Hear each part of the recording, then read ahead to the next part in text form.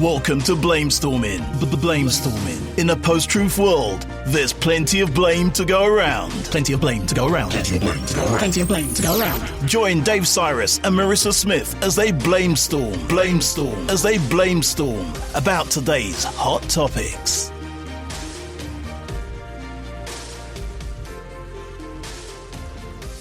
Hey guys, this is Blamestorming. I'm Maryssa Smith. We do not have Dave Cyrus with us, but we do have Peter Brocker. Hey guys. We've got Alex Fossella. Hello. And we have Chinisha. Chinisha. Try like the T. No, it's fine.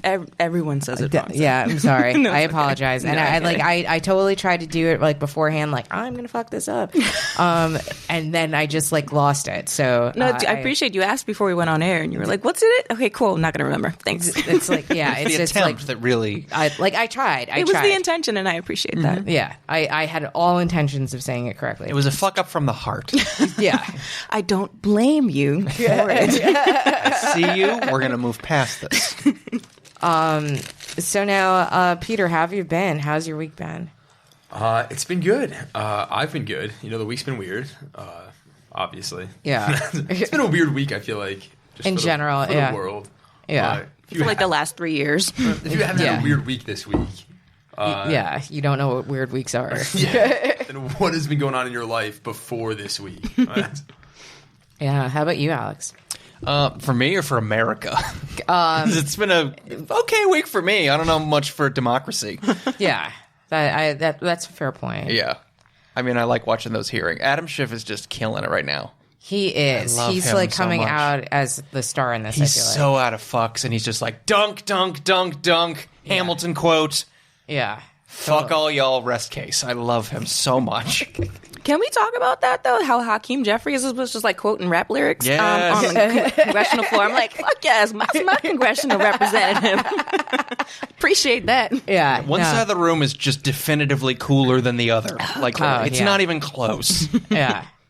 McConnell's like, I could quote. I don't know. I don't like music. He can quote something from, what is it, Merry Melodies, his like spirit animal, I suppose, because he would culturally appropriate that too. Yeah. Okay.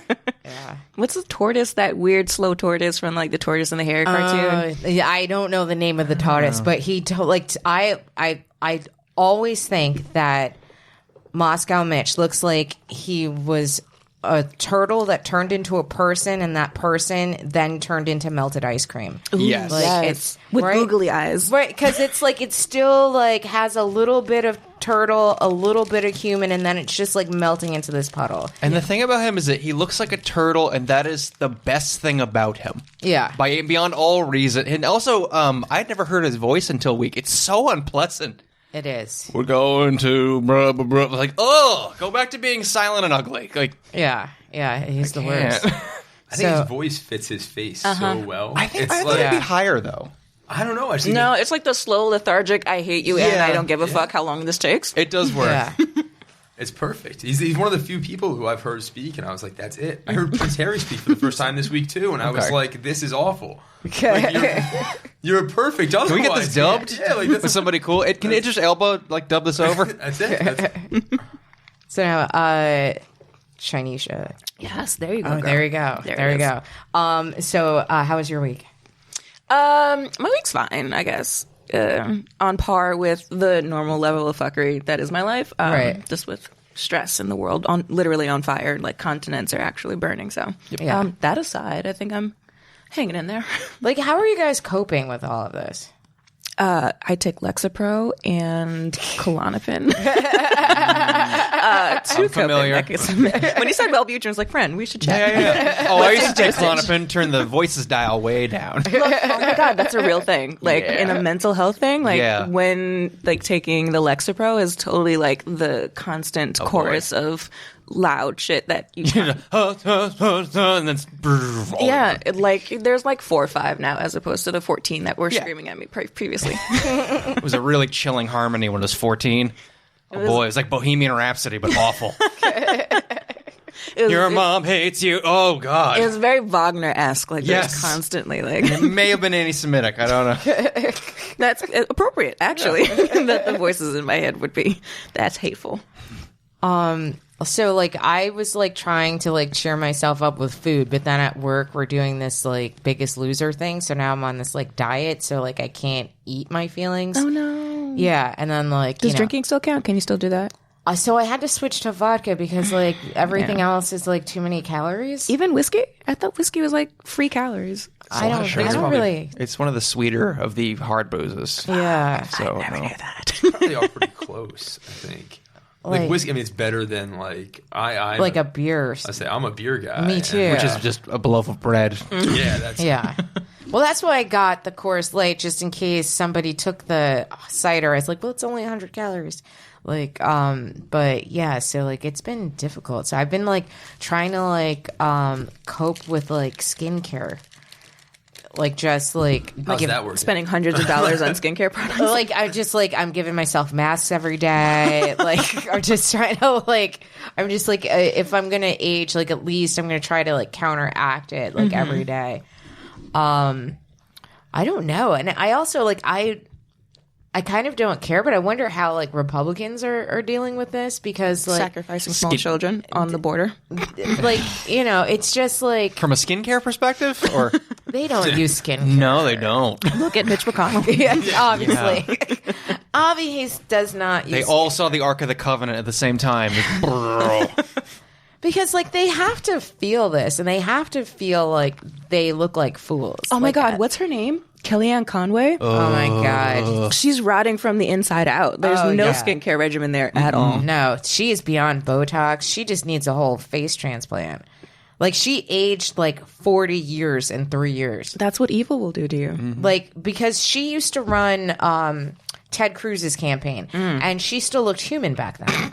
And like now she looks like the crepe keeper that went to Sephora. Like it's just like it's I don't know. She does look like the dude who used to host Tales from the Crypt. That's exactly what she exactly like. With like makeup. She's a racist Muppet at this point. I feel bad about body shaming a woman if it weren't Kellyanne Conway. I feel like I should just say that out loud. Well, I think with Republicans, a lot of times, like they'll look terrible, and you're like, "Oh, well, you could." Like it's like with the Trump and the orange. That's a choice. Yeah, it's not that it's. If you were like, "Oh, he's fat and he has tiny hands," like that's not his fault. But the orange thing and the weird comb over, those are choices, and we may mock him for it. Wait, totally fair. He's a billionaire eating McDonald's. I feel like the fat thing we can throw. Okay, I will concede that. Like this isn't a food desert issue. He is voluntarily going to McDonald's and just loving fish. Not even like he doesn't have to. He like opened a McDonald's in the White House and just has it regularly shipped to his room. Man. But like the thing with the orange is now he's claiming that it's the LED lights that make him look orange, so he wants to go back to incandescent lights. Oh my God. And so he's trying to like change the law so that we can go back to incandescent lights because he feels like it makes him look less orange. Here's the thing. I feel like based on the number of restaurants in the village that I go to with incandescent lights, like this might not be a one-party issue. I think that he might have stumbled on his first bipartisan policy in this incandescent light thing. I personally, I like the incandescent lights too, but I don't think it like LEDs don't make me look orange. I just think that they're too bright. Like it's just like this room is so bright right now. It's from a filmmaker's perspective. Yes, I prefer tungsten. Like the incandescent is much softer, and I'm sure there are a bunch of like influencers on Instagram who are like, yes, bring it back. But also. Can he not? Can he just not do everything wrong? He can't. He can't. He can't. He bathes in that stuff, and no one will stop him. Apparently, it's like compulsory. Like, what can I fuck up today? Yeah, lights. Can I sue the moon?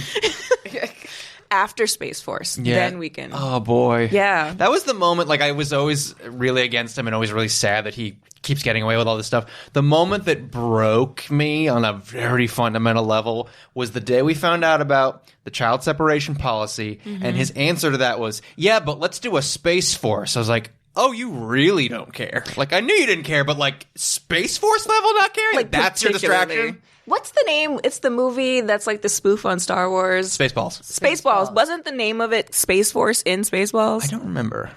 It might have been. I feel think like you're right. I'm like 90% sure that's a thing. Yeah, I think you're right. I might think as well be. Jason And he like equivalent. It's a parody that we're living in right now. Living parody. And the uniforms, they just unveiled the uniforms for Space Force. What do they look like? And they're all green camouflage. Oh my.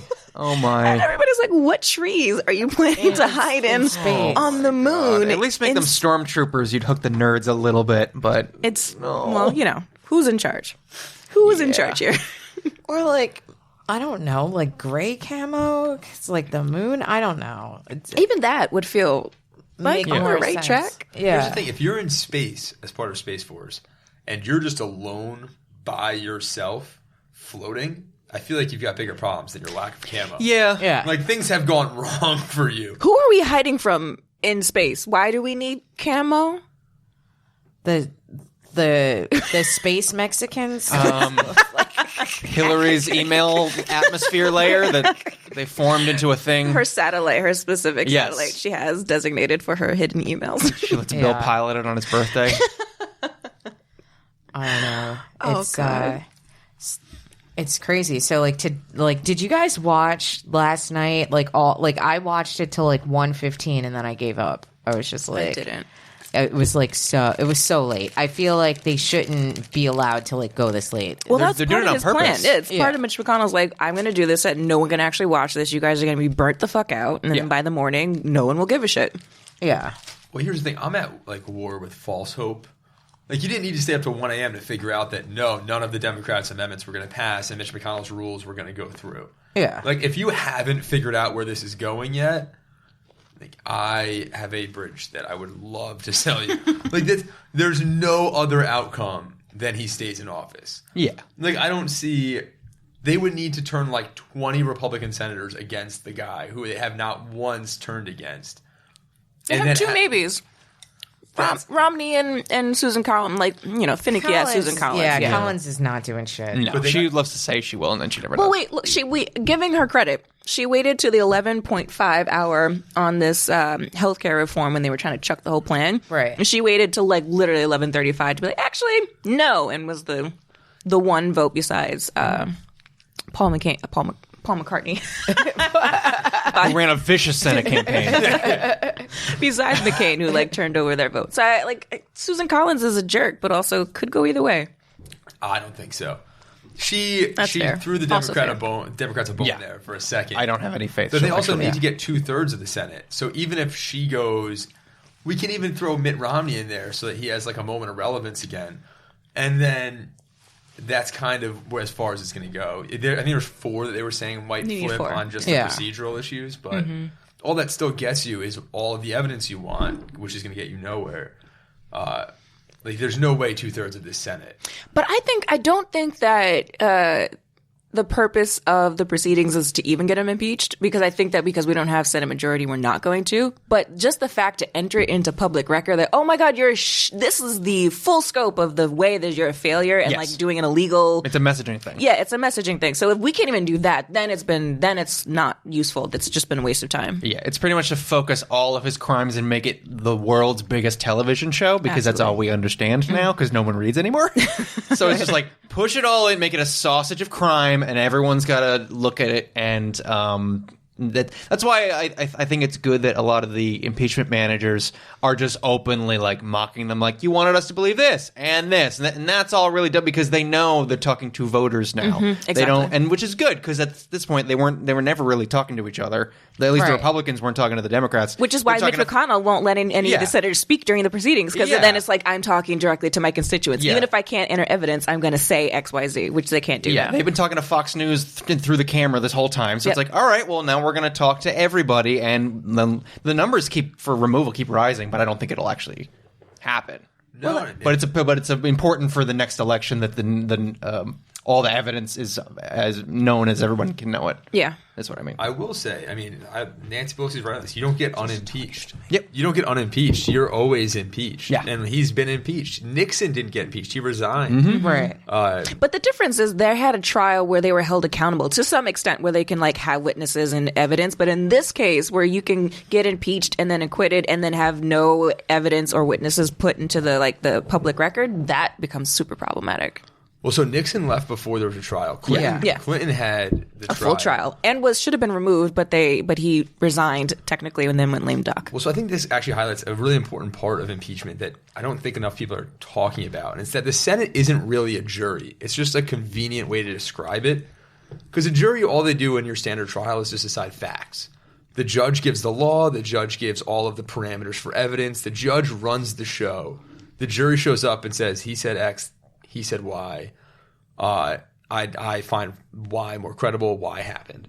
In this case, the senators are deciding the facts, the law, and the procedures by which to apply the facts to the law. Mm-hmm. They're everything. I mean, Chief Justice Roberts is presiding over it, but his role is essentially just to sit there and make sure nobody talks. Yeah, he's basically like, don't talk out of turn, and I tell you when you get to go to lunch is his job. So yeah, I mean, I think that it's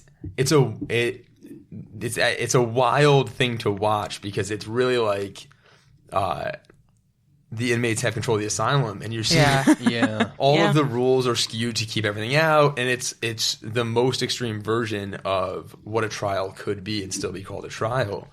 And it's really just an employment hearing at the end of the day. The worst thing that can happen is he gets fired. There's no risk beyond that. I mean, that's not the worst thing that can happen. Well, the worst thing is he keeps his fucking job. Yeah.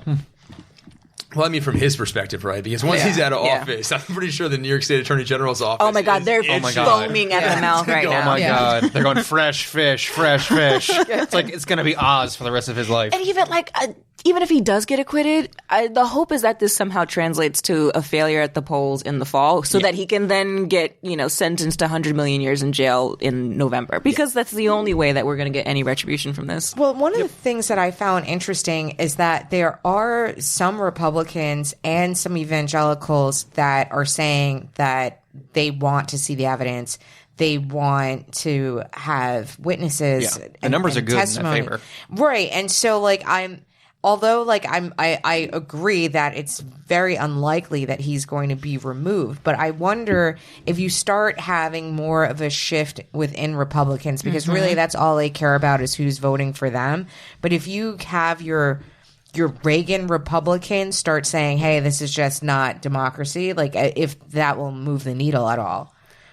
Do you believe they actually want that, though? Because I'm always, like, anytime I hear these polls where, like, Republicans are shifting, I'm always kind of skeptical. Just because there's so many people that will be like, yeah, I want to see witnesses, to the reporter, and then they'll go home and be like, God, thank God that's not going to happen. Isn't there's like some kind of name for that, where like there was some election in California in the late 80s, early 90s, and all these white middle class and semi-affluent people were telling reporters, like pollsters, I'm going to vote for the black candidate, and then they went in election day by huge numbers, a huge margin. Trump. Yeah, exactly. Like no one wanted to admit that they were going to vote for Trump. And yet, what is it? 53% of those white women went, click. Yes, please. Yeah. Like, I don't know. What are you guys' thoughts about, like, do you think that we'll eventually get documents and witnesses, or do you think that McConnell is just going to completely shut it down forever? Do you mean like eventually in the span of human history, or like in this specific within the span of the trial? No, I think they have the majority, and they've proved that they're a cult at this point, and I think they're going to shut down anything and everything. I don't think the four that are on the border are going to actually do anything. They just don't want to look like they're part of the cult, but they, at the end of the day, I think are. I hope that's not true, but I think it is. I kind of agree. I think there's a shot at getting a couple documents and maybe a witness or two. I think the problem with witnesses is that they're going to clam up the second they sit down anyway, and say national security or executive privilege, and then they're not going to answer all the questions, and it'll just be a show for no reason. So I think in the near term, I think that the outcome is pretty set in stone, that they're not going to get what they want, they being the Democrats.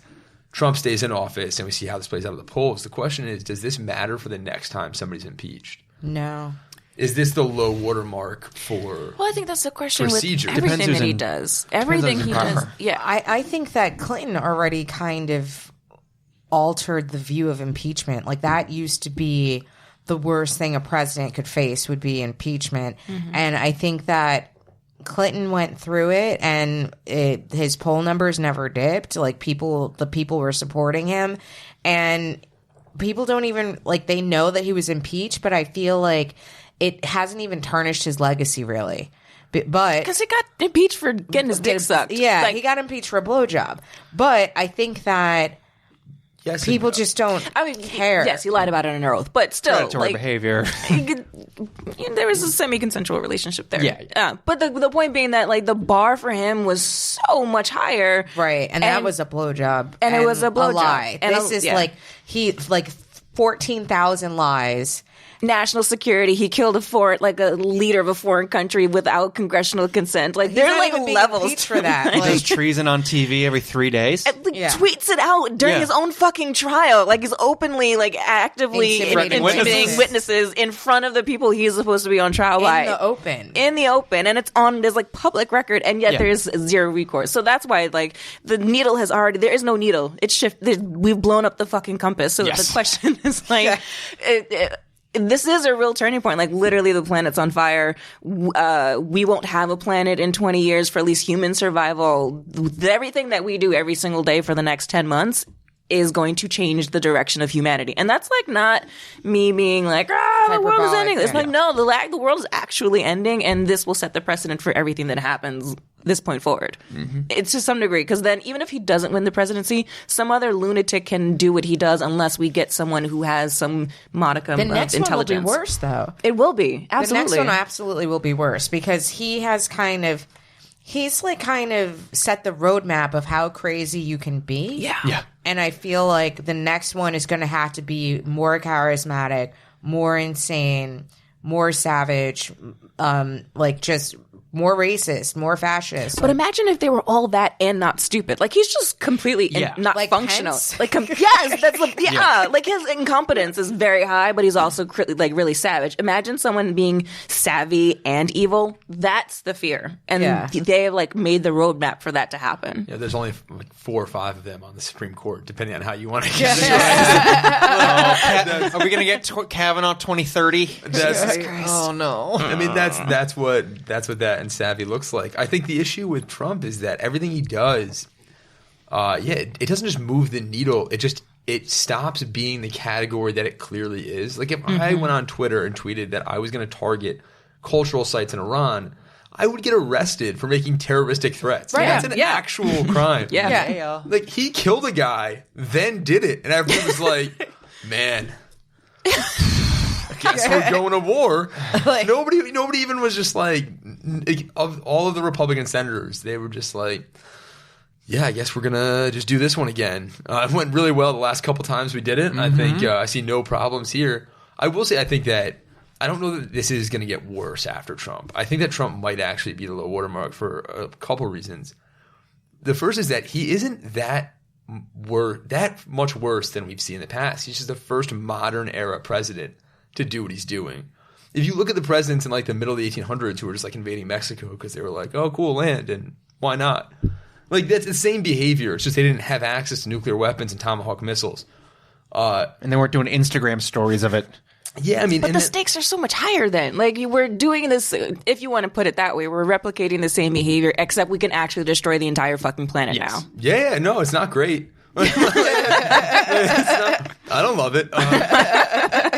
I don't love what happened back then either, but I do think that it's a reaction to 8 years of a black president.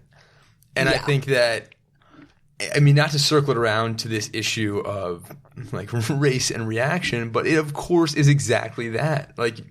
You had 2 Obama terms where nothing bad happened. And then all of liberals in America were complacent. They were oh, cool. Well, we are winning now. Mm. And the conservatives were losing their minds. Mm-hmm. So you got the most extreme candidate after that. Yeah.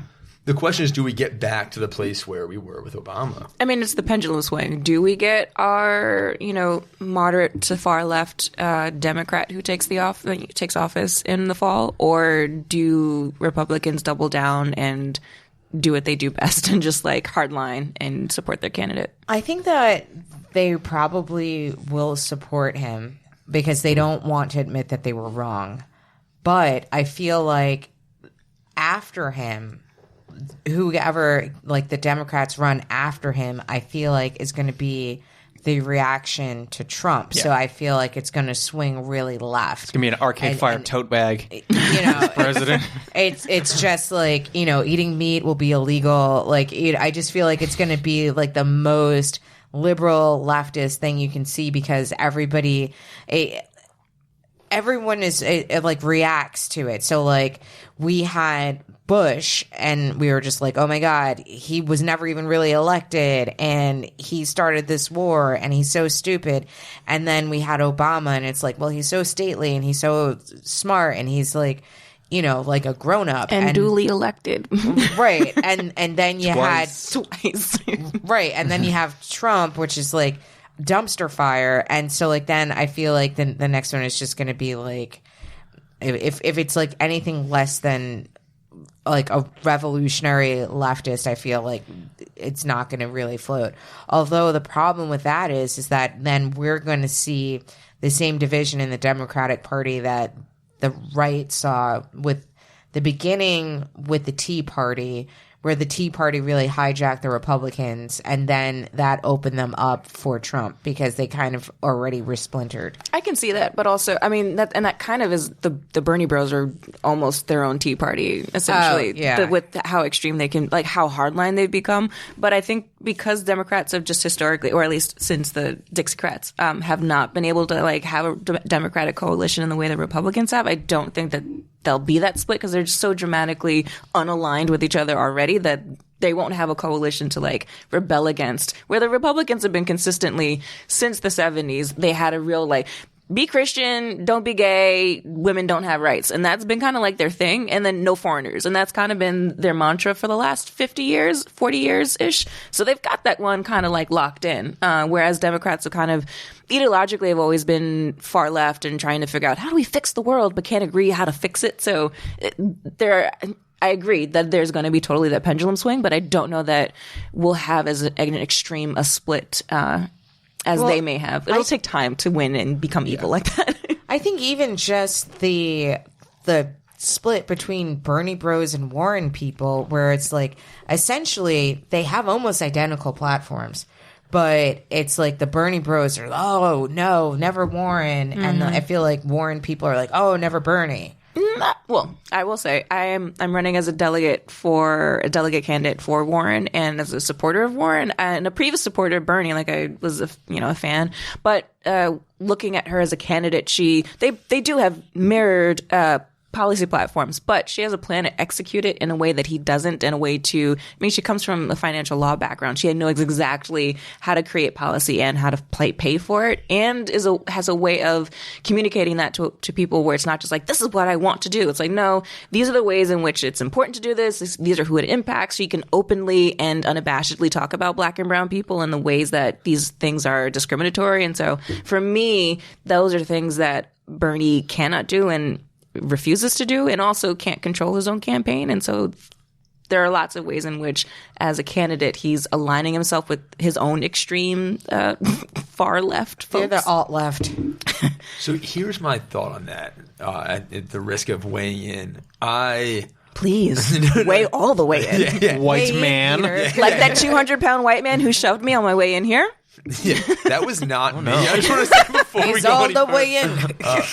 No, so I think that they are very similar candidates. And I think at the end of the day, my concern is a repeat of 2016, where feelings get hurt to the point where people just can't change camps. Yeah. First of all, Hillary needs to get out of this goddamn race. Kind of, yeah. You're not in it. Retire. You're retired. Stay out of it. I don't care what you have to say. I'm sorry that you're in a documentary that is airing soon. But the last thing we need in this world is Hillary, Bernie, and Trump in the headlines going into 2020. It's a terrible – we know where that goes. Mm-hmm. But I think that the issue with Bernie and Elizabeth Warren is partly I understand – I think that we need to go back to the statement that Bernie made about a woman running for the presidency, because I think the allegation of what he said is not that bad. It's a woman could not win the presidency in the United States of America. Not that a woman wouldn't be a great president, not that you wouldn't be a great president, Elizabeth Warren, but that a woman looking at the electorate in America, can't win. And he wouldn't be wrong. That wasn't the problem. The problem with his statement was his reaction to his own statement. So rather than just contextualizing like, oh yeah, in my private conversation with my friend, I talked about how really it's almost impossible for a woman to win. Not that she shouldn't or couldn't and is not capable of, but that the way that the electorate is set up. What he chose to do was like, actually, I never said that and you're a liar in so many words, and continues to double down and say that. Won't apologize, but will apologize to some other man and take responsibility for someone else in his campaign. I think that with that context, it fuels the fire that he probably is a little bit sexist and gaslighting her. Maybe, but I think that it bears questioning whether he was right in that initial statement, frankly, because the last thing that I want to see is another presidency with Trump. Yeah. I mean, I would have loved a Hillary presidency. I would have loved a Bernie presidency before that in the primary. Like, if Bernie or Warren take the nomination, I think that is fantastic. Mm-hmm. If Biden gets it, I'll be a little bit more disappointed. It's like Trump light. Hair smelling for America. I think he's way better than Trump, but I think that I'll definitely vote for him. Like, I won't be thrilled about it, but I'll do it. There's nobody in this field that I'm like. I mean, I would be a little surprised if Andrew Yang got it, but I'd still take Andrew Yang over Buttigieg or Biden. I like Yang better than Buttigieg. Yeah. The thing that I kind of feel with this Bernie remark saying that a woman can't be president is that I feel like it really highlights how he's not self-aware. Mm-hmm. How many Jewish presidents have we ever had? Mm-hmm. No, yeah. I mean, when we've had one Catholic and he got shot. So that's not a great track record. But like, you know, like saying like, oh, a woman could never be president, like going back to saying that this is not a bad thing. I'm making an observation throughout history. We've never had a woman president. Women have run before and they've never been elected before. Using that same context, you could say a Jewish person will never be president. A Hispanic person will never be president. An Asian person will never be president. I don't think that's what he said, though, because it's not will never. It's won't win in 2020. And I think that the question is that true? Is America at least as sexist as it is racist? And I think they're more sexist than they are racist. But also, she still won. That's like negating the fact that Hillary actually did win her campaign. 3 million, yeah. By 3 million votes. So, like, even but it didn't matter because she owned a vagina. Exactly. So, like, we can litigate whether or not a woman can win, but you can't do that if the person who said the thing is saying that he never said the thing in any context, in any version of that. Don't get me wrong, but I also think that I do think he was damned if he do, damned if he doesn't. Like, if he owns the statement and says, no, I just meant the electorate sexist, he's screwed. There's no way to move way forward. Less. For the left, if you're talking about a Democratic field, he would win way more people over and probably would have been more beneficial for him to be like, yeah, it is a problematic field. And this is how we can move forward and still keep his alliance with Warren and still keep his own electorate and his own supporters. I mean, I think that I think there's two reasons why I wouldn't do that. First is that Warren saying what he said was definitely a shot at him. Like, that was a private comment that she aired in the public. She didn't air it, though. CNN leaked. Someone else, some anonymous person leaked it.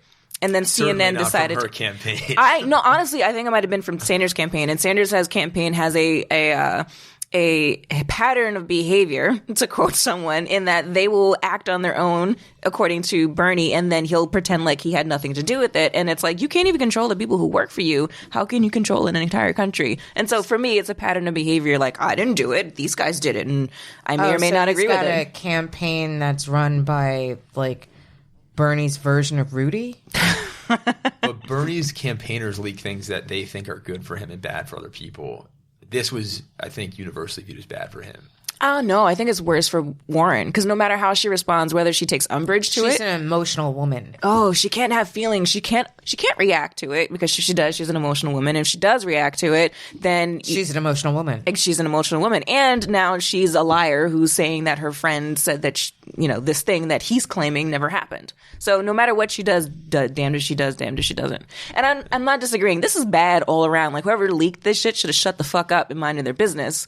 Would have been better for everybody. Yeah, and I mean, I think realistically the issue is, you're trying to drive a wedge between the two candidates that are closest together ideologically in the race, and they're probably the two candidates that most of the liberal wing of the Democratic Party want. Yep. And so, it's a risky bet. I don't know how this plays out in the long run, but I mean, I guarantee it's not going to be good for the liberal wing of the party. It's done nothing to dissuade Biden voters from coming to the polls or shifting their allegiances. All that's happening is that you're seeing people who like Bernie saying never Warren and people who like Warren saying never Bernie. Meanwhile, the policies are, if not the same, the goals behind the policies are. So, are people saying never Bernie, though? I'm never Bernie. Never Bernie? I will never vote for if it's Trump and Bernie, I'm just not voting. My God, don't do that. That's exactly how 2016 happened. I'm not doing it. I'm not. Well, and I'm also in New York, but I'm still not doing it because, to me, to be completely honest, I feel like Trump and Bernie are opposite sides of the same coin. And why I feel that way is that they both fuel and feed off of people's fear and anger and anxiety. And so Trump does that with race, and Bernie does that with economics. And it's just going to be two old white guys screaming at each other, being emotional, being the emotional people that they say women can't be, and screaming at each other about their nonsense. And also, why is he still running when he just had a heart attack? Almost died. How are you even going to pass a physical? Your VP needs to be on standby 24/7 because always in a fitness montage. Literally push it to the limit. If he has a jalapeno popper, he's gonna think he's having a heart attack. Jesus. I mean, I think that the heart attack's not great. I'm sure he would have liked to avoid it. But he's also got 3 stents in now, and I mean that's medically the 4th one's free. It's like a punch card. Get 3, your 4th one's free. Oh, I got a latte with this one. But I mean, I think my issue with that is just he's not as bad as Trump, and I think that he's not fear mongering so much as I think in the same way Warren is pointing out systemic flaws in society. So is Bernie. And I think the notion that we're equally bad off, Bernie and Trump, is not that they're equally bad off, but I think that their approach to campaigning will be very similar. Well, I'll say this. Trump never called for a revolution. He never did. He calls for violence all the time, though. Yeah. But it's... He never... I don't think he knows the word revolution. It's too many letters. It's multi-syllabic. Yeah, but my problem with Bernie is that he's always calling for a revolution, and he wants to be this socialist, and I understand that people are well, he's a democratic socialist, but still, when you look at socialist societies, China, Russia, those are communists. Yeah, that's not. There's no communist societies; they're all socialist. It's actually the Socialist Republic of China. Well, I mean, not really. If you look at socialist societies, you look at Finland and Sweden and Western Europe, communism is what China and the Soviet Union were. China before they opened up, really post-Nixon, and the Soviet Union before the collapse. But they all – I mean, there's no one communism. There's no one socialist. I think that socialism is the welfare state. That's really what it is. It's redistributive justice. It's making sure there's a safety net, making sure that people don't die in the streets. I mean, we have don't go to the library or have a fire department. Those are all socialism light, and so and rich people already have it. They just don't want us to have a full welfare state currently. Yeah, I'm not saying that I don't believe that we should have safety nets within our society. That's not my problem. But when you start saying that. But okay, let's say, for instance, where he wants to do free college for everybody. Now, I'm not sure if he's changed his view, whether or not there's going to be forgiveness for loans that were already taken out. But my problem with free college for everyone is that what the focus actually should be is from K to 12th grade, because you're going to have kids that are from Scarsdale and Bronxville that get free college, that their parents could already afford to pay for them to go to college, but they also have the foundation of their education from K to 12th grade that will allow them to get into college anyway. When you're still going to have kids in the Bronx and Brooklyn and somewhere in Georgia that have a very flawed foundation in their education from K to 12, that even if free college was available to them, they're not going to be able to get accepted into that college. They're not ready. So all we're doing is giving more access to free education to people that could already afford education, and kind of, in a way, less access to people that would not be able to get to higher education, because all of this funding that you would have been driving into K through 12 is going to be shifted to pay for people that could possibly already pay for college. So, go for it. No, yeah. So I think that there's two things with that. First of all, Park Slopes in Brooklyn, they're doing just fine. But but that's like the Scarsdale of Brooklyn. Yeah, no, I was just kidding. But I think the other thing is that that's not actually the biggest problem in public education today, in the K through 12 level, is not Congress or the presidency, actually. What it is an old Supreme Court opinion from, I think it's the early 80s or late 70s, that held that you cannot, as a state, move funding from a well-funded area to a low-funded area. It has to stay in the same school district. It makes no goddamn sense whatsoever. It's like 90 pages of just complete bullshit. I don't know if you're allowed to swear, by the way. I apologize if you're not. We've been cussing no, all night. Oh, yeah. Motherfucker, shit. No, so Penis. Is that a curse word? I'm sorry. Separate conversation. I haven't been offended until that one. I think it was just the tone I used. If anything, it was joyous. You guys, I learned a new word. Penis. And then I just slowly walk out of the room without saying anything. Well, okay, good night, Alex. Just don't drop your penis on the way out. Oh, I got a dirty one. Clitoris. Oh, God. Mufasa. Well, now I'm sad. Sorry, he's trying to fix education. Go ahead. No, so all right. So I'll round it. So essentially, what that did was it locked in school district boundaries completely. They're ironclad, which means Bronxville cannot fund a rural school district in upstate New York. And actually, I mean, the city of New York's education system has its problems and its flaws, but at least it's relatively funded. And there's obviously the issue of magnet schools and that stuff. I don't think funding is the issue in the city of New York. It 100% is. As a person who worked in education for 12 years, yes, it is. And the fact that schools get rezoned and redistricted just for this particular reason, when schools fail and kids get moved into other zone schools and kids can't go to the school by their house because they, for whatever reason, their zone is 13 blocks away. Like, that's a huge problem. Sure, but I mean, on the whole, if you in the aggregate of funding, I think there's probably a school district somewhere in Appalachia or in the Appalachian Mountains in upstate New York that is completely destitute. Whereas the city of New York at least has some magnet schools where you can get a very good education. Now, they are also very skewed to white and like the 4% of Asians that they accept or whatever the numbers are. That is its own issue.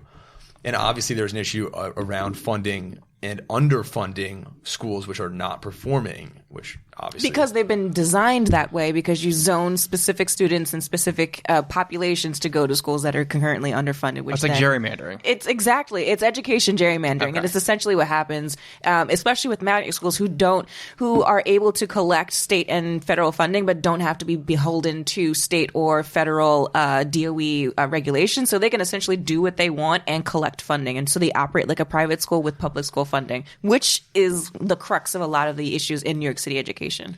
Yeah, I mean, don't get me wrong. But I also feel like housing is a big part of that problem, because like going back to like kind of what you're saying about this law that these districts can't be like refunding other districts, they also don't have affordable housing in great school districts. Like you'd be hard pressed to find affordable housing in Bronxville, but that Bronxville money can't go to Yonkers or New Rochelle, and a family that wants to get a quality education for their kids but can't afford Bronxville pricing can't move into Bronxville so their kids can get Bronxville educations. It's actually so much worse than that. Like, that is 100% accurate, but it's, first of all, it's not just a law. The Supreme Court held this as a constitutional issue, which means that Congress can't do anything about it. Only the Supreme Court can reverse itself on this without an amendment to the Constitution, which is not going to happen. So this issue is ironclad. So you've met Kavanaugh. Frat brothers. But, as he swiggles through his beard. Yeah, that's right. There's a word I'm looking for. I've had a lot of Truly tonight. The other issue, though, is just that's exactly right. It goes. I mean, if you want to look back to the history of segregated housing, I mean, it's written into laws. It's not hard to figure out why this is the way it is. The redlining and educational gerrymandering. That's a wonderful phrase you've coined. You're welcome. Yeah, that's. I mean, the redlining. It was about keeping. I feel like we should excuse them. Go ahead. It was about keeping, and it's a quote from one of the guides that was published by the federal agency at issue. It was something along the lines of keeping Black people together and out of white neighborhoods. It was class and racial compositions, class. Social and racial classes separate, implying that there's not just a monetary class, but there's also a racial class system in America. That was in federally promulgated materials. There's no, I mean, it's not hard to figure out why we are where we are. The question is, can we do anything about it? Well, Warren has some platform ideas that we all should visit if we want a brighter future. Executable issues. Unless there's 15 judges on the Supreme Court under Warren, I think that we're stuck for a while. Well, she wants to open up the court to allow for there to be more than 9 justices, since it's like we're already skewing. First of all, this whole judge for life shit. Who decided that shit? Yeah. You know, that doesn't feel good. Maybe like 10 years. Like, I mean, I could even do 20. I think it was Hamilton. I think Hamilton was he was big on for life stuff. Yeah. Like that. As a person who loves him, he was big on for life stuff. he just wanted to make sure he had a job. Like, but now you were saying that you're a delegate. Yeah, so I'm running as a delegate. Yes. Okay, so now what does that entail? The election process as a delegate? Right. Yeah. And what is like just for people that don't know exactly what is a delegate? Yeah. And then the election process of that. Yeah, absolutely. It's incredibly complicated. And even as a person who's running as a delegate, sometimes like, what the fuck am I actually doing? But delegates, there are a number of ways to become one. You could be in the party. So each party has their own delegates, the ones that they send to their, DNC or the, Republican equivalent. And so for the Democratic Party in the state of New York, what we do, we have at-large delegates, elected delegates, which is what I'm running for, and super delegates, or the people who are already like... they have spider powers. They have spider powers. That's what it actually means. so like the at-large... The X-Men of delegates. Yes. Well, actually, they're more like the... what Avengers? do they call it? No, the X-Men metal iron Colossus? No, the other guy, Magneto. Magneto? Okay. I don't know why I couldn't say Magneto. Fuck you, truly. Oh my god, Jesus Christ. So yeah, super delegates are the Magneto of delegates. So elected and at-large delegates, generally the process is for elected delegates is that each party gets a certain number of delegates, each state gets a certain number of delegates that they get to elect, and elected ones are those who are pledged to support their candidate and go to the DNC and vote for them on the floor. Okay. So that's the essence what we're supposed to do. Once you get there, like you can actually change your mind and be like a asshole, but generally speaking, you go there and you run this very months long campaign because you do support your candidate. So you go to the DNC. The super delegates are there because they don't have to have any allegiance to any candidate and they can vote on the second ballot. So you go to the DNC. I have to run as a candidate myself. I have to get my candidate on the ballot in my state, which is New York. April 28th is our primary. My name appears on that ballot. People in my congressional district, shout out to Hakeem Jeffries, CD8, and Brooklyn. Folks in CD8 have to vote for me. I go to the DNC in July. We get a proportion of the delegates assigned to our party. So if she wins like 60% of the vote in New York, she gets 60% of the New York delegates. Right. And when we get there, we're like, yo, what's up? Hello, Warren should be candidate for the Democrats. Right. And so like as long as that's not contested, as long as like everybody's like, yeah, she got the right number, she's our candidate, she's got the popular vote, then she wins. If someone challenges it on the floor, which I feel like some candidates may do, we go into a second or third or fourth ballot, and that's where like alternate delegates who are from like Puerto Rico or abroad and super delegates, then they start to get into play where they're like, oh, I have an opinion and I don't have to be in allegiance to anybody, and so they do the upvote. So what? That's the shortest version I can say. When do you go to the Thunderdome? The Thunderdome's on the third vote. So the Okay. first two are like kind of just roll call. The third is the Thunderdome. So now, what made you decide to become a delegate? So I have like a history of working in like community organizing and grassroots work, but I'm also working film and television, and I'm just engaged with the world around me. But this year I was like, well, there's a lot at stake, and I do stuff online and I think a lot about things and I say a lot of stuff, but what are the ways that I can apply that to the universe around me? And a friend of mine who's a great organizer, she works for Color of Change, her name is Candace Borden. She was like, there's this thing, you can be a delegate. It's like, oh shit. And so that kind of translated into running my first political campaign, which is So now, super how weird. do you campaign as a delegate? Are you just like going door to door, or are you doing this online? Well, you actually, it's a lot of like any other candidate has to go out in the community and talk to people. So organizing events and having people show up. And a lot of my events have been at bars, and that's been great because you can get drunk and talk politics, which is a great combination, clearly. I stand by it. Cheers to that. Cheers. So the campaigning has been getting my name on the ballot, which is the first step. And then the next step is like community organizing, organizing events, talking to people. It's literally the thing you expect your candidate to do for president is what we have to do as a delegate, to be like, this is why you should know my name. And when you go to the ballot in April, you should select us so we can make this work. So now, do you have aspirations to? No. Okay. I don't want to be in politics. I like to work on the outside. Also, my browser history will totally not get me hired. I cannot. You'll be get a me candidate. canceled. You'll get me canceled. I'll get me canceled. Everybody's Gotta canceled. browse incognito. I don't know what's happening here. So there's that. I am both old enough and young enough to have an internet history and a life before the internet, and so I just don't know what's out there. Yeah, this is very true. So thanks for that. Thanks for letting me pitch my campaign on your show. Is that particularly contested? Like, are there a lot of people that want to be delegates that don't get to be delegates?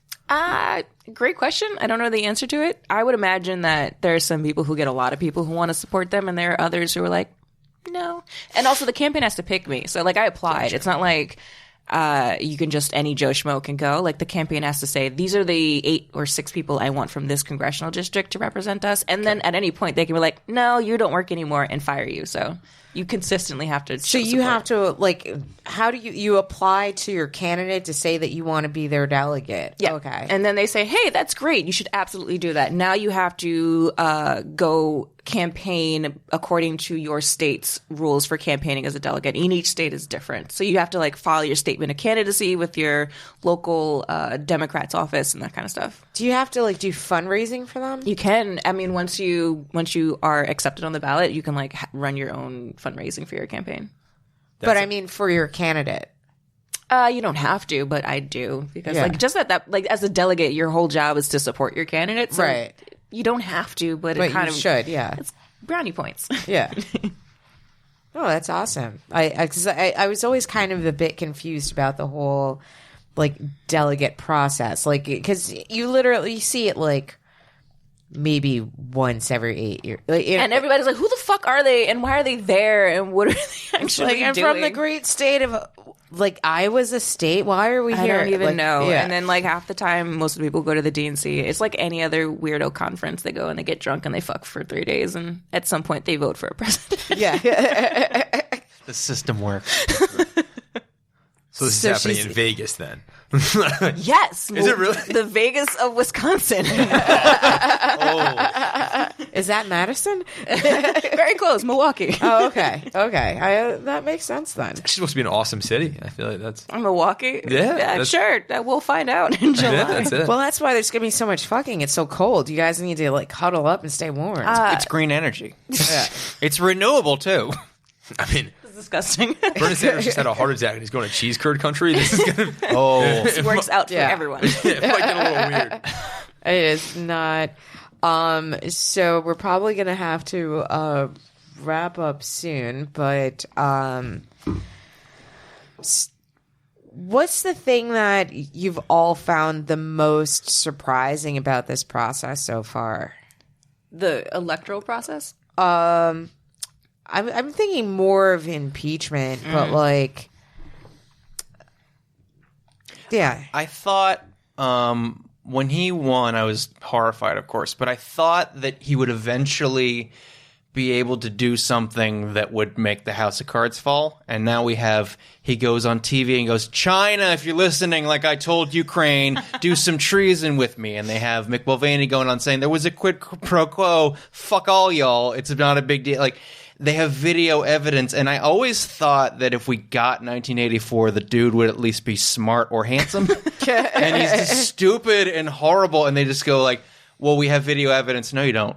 And because they're a majority, they go no, and then they just gaslight the whole country. And I thought there would be something he could do, even if it were something stupid that we wouldn't care about, that would just plummet the base. But there's just nothing he can do. There's like he said, he can literally shoot someone in the face on Fifth Avenue, and nothing will happen. And nothing will proven happen it for 3 years. And I thought by now he would have had something, but no, he never can do anything wrong. Almost want him to shoot someone on Fifth Avenue to see if that's going to be Can the it be breaking Mitch point. McConnell? Like Mitch would go to New York. With an envelope over his head under cover of dark. No. I think I've been really surprised by just how much. What do congressmen make? Like $150,000 a year, and they have like this smallest semblance of power in their district. In salary, I'm sure there's like some lobbyist kickbacks that they're like raking in. Well, I think they're still exempt from insider trading. That's why Mitch McConnell's like one of the wealthiest guys in his state. Go Mitch. Who needs fundraising when you've got insider trading? Well, also his wife. Is his wife particularly rich? His wife's family owns like this like trucking company in China or something like that. Mm-hmm. Oh, so China owns him. Yeah. So we got They Russia own with all Trump, of us if China. you think about it. He's Beijing Mitch. He's Oh, wow. Yeah. But no, I think that I've been blown away by the fact that no Republican congressman or senator appears to have any integrity or any willingness to give up their little stake in the institution. Like at some point, somebody should stand up and say, this isn't great. This isn't okay. Yeah. Like I'm willing to lose my seat. And all that Republicans have done is resign quietly. Like if I see Jeff Flake on TV one more time pretending like he has some moral authority. Or balls. The guy's a complete coward. You resigned rather than do your job. And now he's the guy that that would desert the army and then tell everybody about how badass the army is. Like, no, do your job or shut up. And like Justin Amash came out and he had to leave. They made him leave. He's an independent now because he was like, yeah, this isn't cool. And they're like, all right, leave the cult. Mm-hmm. Yeah, that's what so cults scary. do when you don't agree with them. I don't know. What's been surprising for you? I don't think I'm surprised anymore. I think that's the surprising thing, where I've become so numb to the whole process. Like, oh, he like literally went on television and admitted it and still has his fucking job. Cool. That makes sense. That's where we are. I think that's the most surprising part, that as disappointed as I get, I am no longer surprised by how bad it gets. And I think that's also part of it's not part of like a coherent plan, but like as they slowly push the bar farther and farther, I feel like that's part of They're numbing you. Yeah. Yeah. I feel like every day something worse happens and then you're just completely like numb to it. I almost feel like it's the same as like mass shootings where like the first like, you know, when Columbine happened, like everybody was in shock. It's That's like, a oh my big God. fucking deal. Yeah. I can't believe that this happened. This happened in a school, it happened to kids. And now like there's so many shootings like so frequently that it's just like, how many dead? Just 14? I mean, that's not as bad as the last one, right? Like, It's like, it's not Pulse. Like, it's not, but Pulse wasn't Vegas. Like, and they weren't kids. They were like older gay people. So like, who really cares? It's just like the level of like, how bad is your, like the fucking struggle Olympics just keep getting harder and harder to get into. Yeah, exactly. I don't know that I feel like people still care. I think the issue is just the sense of we can't do anything about it. Yeah. Is Absolutely. There's a hopelessness. so much more entrenched. You always feel like you're outnumbered. Yeah, it's just, I mean, like, what do you do about school shootings? Well, nothing, because we have no political power. What do you do about any of the issues that you're passionate about? Well, nothing. You live in your own little sphere until something affects you, and then nobody else cares, so you just pick up and carry on. There's like this sense of agency and the sense of the ability to do anything about any issue is gone. And I think that feeling is something that I think the Democratic candidate is going to have to get back, whoever it is. Absolutely. And so I mean, Trump is petty on the pettiest of levels, where you have an entire like I keep saying this. There's an actual continent, a full continent that is still on fire because of human-caused climate change, and the person who is said to be president of this country is like giving out plastic straws because he doesn't think it's a real thing. He's like, no, we actually should be patriotic and drink from plastic straws. That's where we are. The thing that I'm finding, and kind of like going back to like this numbness, and I agree with this like lack of agency, but what I'm finding so surprising is that like it seems very tangible that at least democracy as we know it is slipping away from us, and it just seems like no one cares. Mm-hmm. We're never going back to the democracy that we had, and we're never like, I mean, I knew that we would never see the strength of our democracy after like a World War II, or even the empathy that we had from the world in the beginning after 9/11. But we have kind of like slipped into this thing where like we have no agency because we're no longer really a democracy. Like we used to have some power as a citizen, and I feel like did we? Yeah, I mean, did we? I mean, not to marginally, but like, I mean, at least that we had the illusion that exists. Right? But like, how do you get people to follow the rules? But at least when before, there like, are no rules anymore, right? Because before, and I will say, like before Bush, right? Mm-hmm. At least you knew if you voted, and the majority of the popular vote, they would be your president. But then with Bush, it's just like, oh no, that doesn't matter anymore. We have the Electoral College, and they're going to decide. Like, and then it's just, I felt like it was a downhill slope since then. We need to get rid of that. What is the window where we had democracy? Because it has to be post Jim Crow, and it has to be pre Bush. So you're looking at like 12 years where we had something good going. But I don't even know if we had. I mean, what's post Jim Crow? Because it just became war on drugs, and it was essentially the same thing. So it's like, really, we always had the illusion of democracy. But at least there was like people of color have always accepted an illusion of democracy. I'm talking about like a micro instead of a macro. Like, I would say it's the Patriot Act. I think the Patriot Act was the tipping point. That and what's the Citizens United, I think, are the two tantamount. Citizens United completely fucked us The thing forever. where you can like put it like a name on a piece of paper is actually a human being is essentially what they say, and that thing can then lobby. Money is a person. Yeah. And so, like, that money, that, like, collection, that pile of money, and is now sentient and can do what it wants. Like, that. Just because you put it in a trench coat doesn't mean it's a human being. It's not even 3 kids in a trench coat anymore. It's just, like, a sack of money. And Mitch McConnell. Those are the 3 things I think that have ruined democracy. I don't know. I'm so much more skeptical that we ever had it. I think that we always had politicians that would lie to us and tell us we did, though. And I think that's what we've lost, is the comfort of a politician who would say you matter. Because Trump clearly says you don't, and he means it. Mm-hmm. Whereas, like, Clinton or even Bush would go out of his way to say, like, I care about you, the little guy. Mm-hmm. Trump is like, no, fuck you, little guy. But he does. He only cares about white people, though. And he's very clear and open about that. And it's like, I care about the forgotten man. And the forgotten man only lives in the Rust Belt. And the forgotten man, like, you know, only used to work for a factory. The difference is that he's telling the forgotten man that he cares about them, but at the same time, he's raw dogging them without any lube. Yep. Yeah. Yep. So, I mean, yeah, but I think that, I mean, I don't know that anybody's ever forgotten about that man, but like the issue really is, I think, they have been forgotten. A lot of those, like, especially these post-industrial cities that were completely centered around factory working and like skilled middle-class labor is obliterated, and so they feel forgotten. And we haven't set up a system where like we've outsourced all of those things that would have been done internally by our people have been outsourced, and so they do feel forgotten. And there's no way that they definitely feel forgotten, and they definitely did not win. I mean, I'm from upstate New York. There's plenty of cities up there that even IBM has abandoned and just completely polluted. Mm-hmm. But I don't think they've been forgotten by politicians necessarily. Everybody talks to them and is like, I'm going to get you your job coal mining again because that's what you deserve. And I'm like, well, why don't we get them a job that's not going to kill them at 45? Well, I mean, so they are important in that teach them coding. Yeah.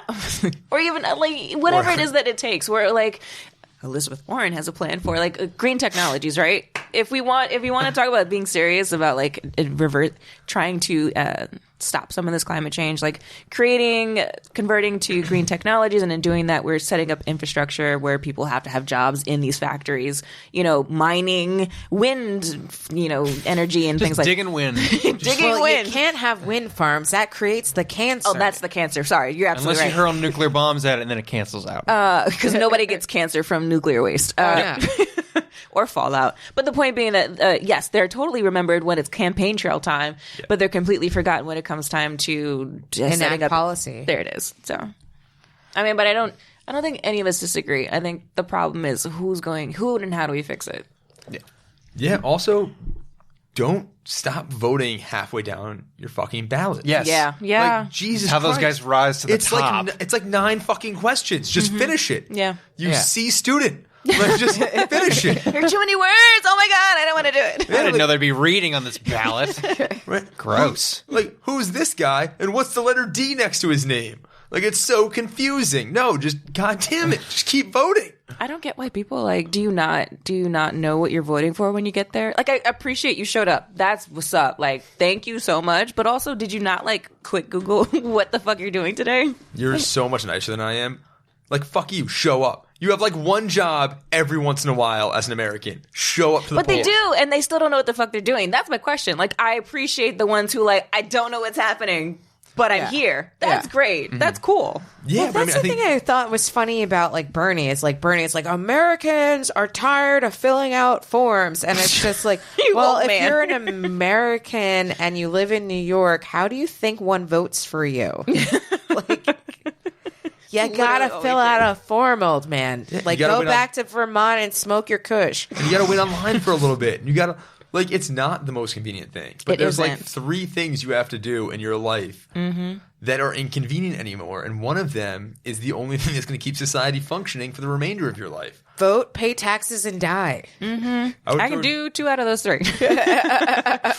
I will not die. That's exactly what I was referring to. I would throw jury duty in there. But, I don't know when. what, that you're gonna die? Yeah. I thought you meant pay your taxes. Yeah, that sounds like my deal. No, I pay my taxes. I pay my taxes on time because I'm that bitch. Brought to you by your delegate. Pay your fucking taxes, guys. It's a slogan. I'm that bitch. 2020. Yes. That is actually catchy as fuck. That is a good slogan. Thank you, guys. Warren, 2020, I'm that bitch. I mean, kind of do you guys want to be on my campaign staff? Because shit. That's Kind of it. legit. You can't afford my quote. We can be the reason she has to issue an apology later on, guys. It's we leaked something. It's my bad. I had Truly, and I got real excited. I have 3 people on my staff. Get it the fuck together. It's where'd you meet them? A podcast. Drinking. Whatever. We were drinking, and somebody was on a diet, so we had hard cider. It's so cool. Oh my God. It's not even cider. I keep calling not. it. It's a hard seltzer. I think I don't want to admit that I'm drinking hard seltzer. But it's not. Okay. It's not even real. It doesn't even say what kind of alcohol it is. I don't know it just what says it is. It's contains just alcohol. It could be Antifreeze and pineapple. If they label Yeah, the alcohol, they have to comply with regulations. Exactly. That's just fine. that's toilet wine. That's what that is. Oh, bathtub's finest. Delicious. Oh, this is Jailhouse prison? Bordeaux. No, it's Slow aged in a. I think that's the pineapple you're tasting. That's the effervescence. Okay. Let's go with that. So now, how long do you think that this whole thing is going to go? The impeachment trial. Yeah. Isn't it till Friday? Don't we have 3 days to get this done? 3 days to make our side, and then they get 3 days, I think. Yeah. And then it all depends on whether or not we get any witnesses. Or Which they say they might do later, which means no. So by January 30th, we're gonna wrap this whole thing up.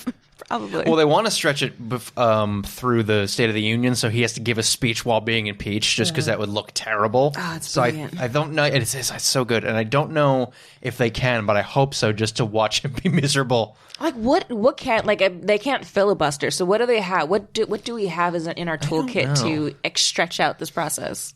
I mean, I think that it's gonna take longer than most people expect. There's procedural things they can do to hold things up. They can offer amendments to the rules, offer witnesses. I mean, it took them like 14 hours yesterday to get the rules locked in. Mm-hmm. I mean, I think that there's two things that are hysterical to me. One, that John Roberts still has to do his job on the Supreme Court during this, which must be a nightmare. The other, though, is just what health care does Trump get? He eats McDonald's all day, has nothing but stress, weighs at least 80 pounds more than he should, is in his late 70s, right? Mid-70s? Yeah, I think and will not die. That's the deal that he made with Satan. It's like a Dorian Gray. There's like a painting of him getting I worry skinnier and more attractive. Yeah. I'm in my 30s, and I worry every day that I'm going down. Yeah, I just developed back pain, and I look 12. Fuck yes. Yeah, Your 30s just like mysterious back pains out of fucking nowhere. Yeah. Because, okay, well, that's not this conversation. Mine started in the 20s. I don't even know what now. Yeah. We're falling apart, aren't we? Meanwhile, fucking Cheeto and Chief is sitting up here just like, well, can I have a third Big Mac today? Yeah. Is nobody else baffled? I swear to God, if he doesn't get an autopsy to figure out what kept him alive, I'm going to be disappointed. I think they change out his blood in his sleep. He might not actually be human. He might just be a pile of money in a trench coat and he's not actually a person. His net worth is just a bundle of $100 bills shoved under the ugliest mask. He's worth more than we all anticipated then. It's clearly coins, though. Have you seen the way his face Oh my is? God. It's clearly coins. Oh my God. It's just Kruger ants all up in his chin. I try not to watch video of him because it's so upsetting, but I tried once and I was like, he looks like a bag of raccoons fighting to get out. just everywhere, it's just lumps, and I was like, ugh. Also, what is on his top of the racism? Like, what is his weight distribution? He's like, everybody talks about the way he stands, but the way he He's stands is like perishing. almost physically impossible. he's got like a duck body. He also wears like, what do they call it? Lifts in his shoes. Does he? That's what apparently that people have said that he has heeled shoes and then lifts inside the shoes because he's insecure about his height. So he's like at least 2 or 3 inches shorter than he Because claims he I is. think he wants to be 6'2" or 6'3", But he's and really like 5'11". Yeah. Okay. And his like Baron, I think, is taller than him. Yeah. And that is like a bane of his existence. So like this like beer barrel that he has in his front is actually, he's like trying to balance it with the lifts that are pushing him forward. So he always has this like weird bow-legged Yeah, but chicken he head leans stance. so far forward. Like at some point, he's like, I am convinced there is somebody that stands behind him with a rope pulling him back. I think at that's all his times. ass. I think It's just a guy back there doing holds. He's reenacting the Michael Jackson But, video. like, He's like, Smooth he- criminal. I was thinking it. he moves God, somebody said it. forward, but he's like, have you ever seen that photo of him when he's playing tennis and it's just like this big, giant, sloppy ass? Yeah. It's like, I feel like he Diaper can booty. lean forward and his ass is like counterbalancing him to like He's not disgusting. fall. He's so gross. But like the thing that I don't understand is that allegedly he doesn't drink and allegedly he doesn't do drugs. Well, But allegedly, he's also an Adderall addict. Allegedly, Allegedly. he also weighs like 160 pounds and is in perfect health. So, like, all of that sounds like bullshit to me. Right, He's but clearly it's- snorting something. He's doing something because it's like he's always sniffles a lot. incoherent. He sniffles a lot. Yeah, I believe the drinking thing because he comes from a family of alcoholics. I mean, it could go either way, but like his brother died of alcoholism, so I kind of inclined to believe that. The no Adderall thing, I don't believe. He fucking sniffles all the time. Yeah, he's always sniffling. Like he's got to be doing the like some crackhead- sort of like amphetamine freak. Yeah, I mean, I'm just assuming, but like, there's no way he wasn't at least doing coke back in the day. oh, 100%. He was made but I of mean, cocaine. like, right now. Yeah, Because probably like right now too. sometimes like, and then I feel like they also give him like some sort of like mood stabilizer because like he'll be It's not raging working. for days and then he'll have a speech and he's like, America,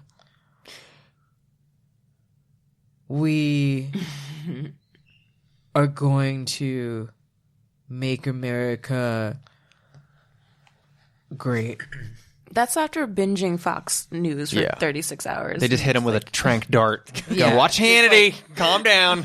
Stop taunting North Korea. Oh my God. Yeah, I'm surprised. So like, it seems like we've averted having war with Iran for temporarily. now. Yeah. So who do you think he's going to try to start a war with? I'm surprised he hasn't started yet during this impeachment trial. But I think that if we get witnesses and documents that he's going to need a big distraction, my guess is going to be he's going to start fooling around with Kim Jong-un again. I think he's going to go back to Iran because the Soleimani killing was a little more popular than I thought it would be with people because he was a bad person. Doesn't mean we should have done it.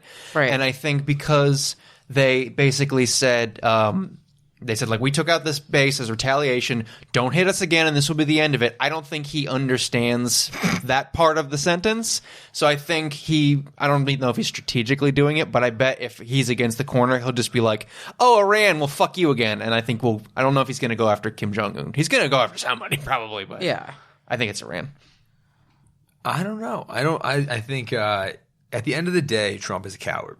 Yes. And so I think, knows he made it out of that killing by the skin of his teeth. I hope so. Which, by the way, was a war crime. Yes, like, we right. just call it absolutely. Yeah. like a war He should crime. be in Call front him of the the hog Hague. right Yeah. now. That's where he should be right now. I do think, though, that if he needs a distraction, he will start blowing people up again. The question is, does he stick to the two countries? Or, I mean, we're in like 50 countries. Like half of Africa has a U.S. military presence, or at least could. Right. So I think that he just starts blowing up. Like, my guess is he goes off the beaten path here and he starts dropping like the mother of all bombs on Al-Shabaab in Somalia or something. Somewhere we just don't expect it. And all of a sudden the news is focused on not just what he did, but who did he even do it to? Right. So I think that he's a moron. He doesn't think strategically. Yeah. He is pure impulse. Yeah. And that is the most He's terrifying got a thing lizard about him. brain. Oh, 100%.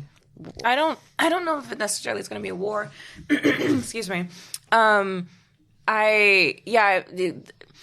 of the Iran situation is that they baited him, where like all they had to do was send him a couple of spicy tweets, and he was like, "Oh, I like this," and like that was the shiny thing of the moment. And so my fear, I don't want to speculate on what stupid thing he can possibly do because I know he's just going to exceed the stupid thing that I imagined. Right. So I don't know that it would be war, but there's a part of me that thinks like it won't necessarily go down that road. There's going to be something domestic, like he'll set Jersey on fire or some shit. They're like there's something stupid and insane that he'll concoct that will make everything he's done previously seem like, well, how did he top that? And I don't know that you always think that it can't get worse, and then he's like, wait, guys, Hold my beer. hold my truly. I got another one for you. So, yeah. All right, so we got to wrap this up. But before we go, just everyone tell the folks where they can find you on social media, what projects you're working on. I'm going to start with you, Alex. I'm running for delegate for Elizabeth Warren. I see myself out. I'm at A Fossella, AFOSSELLA, and I also have a podcast called Broadway Baby where I learn about musicals. Oh, that's exciting. I am going to be the outlier and very old soul here and say that like I am not really on social media, but you can find me generally at comedy clubs in New York. I'm at Broadway Comedy Club a lot and Stand Up New York a lot. Sweet. I feel like you're probably the youngest one in this room just for saying that. I'll take it. No objection. No, I know I'm the oldest one in the room. You can find me on Instagram and Twitter and the things at just.chinisha, just.chinisha. I'm a multi-hyphenate. I produce for film and television. I produce and write for live events, and I am running for delegate for Elizabeth Warren. So you can find me on Twitter at Maryssa Smith. Find this show on Twitter at The Blamestorm. Also, check out my other podcast, Big Talk and Brewskis. I'm going to be at Broadway Comedy Club on February the 21st at 10 o'clock. Take care of yourselves. Take care of each other. Remember self-care. And more importantly, these Epstein Republicans are just, Epstein did not kill himself. But these Republicans are just going to hell. Okay, bye.